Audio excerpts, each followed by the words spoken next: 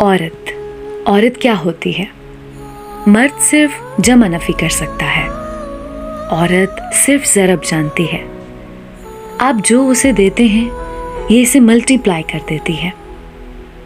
आप उसे पैसा ला कर देते हैं या आपके मकान को घर बना देती है।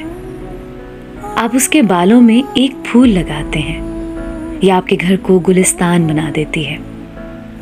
आप उसे अपना नाम देते हैं या आपको नस्ल देती है। आप मुस्कुरा दें या अपना दिल निकाल कर आपके हाथ पर रख देती है। आप उसे इज्जत दें या आपको जान दे देगी। आप ग्रॉसरी ला दें या आपको खाना बना देगी। आप उसकी तारीफ कर दें या आपको आइडियल बना देगी। आप उसे नेकी पर चला दें, ये दुआएं मांग मांग कर आपको वलीउल्लाह बना देगी। आप उसे जूता ला दें या आपको सर का ताज बना देगी। आप उसे पिज़्ज़ा खिला दें या आपके साल भर के गुनाह माफ़ कर देगी।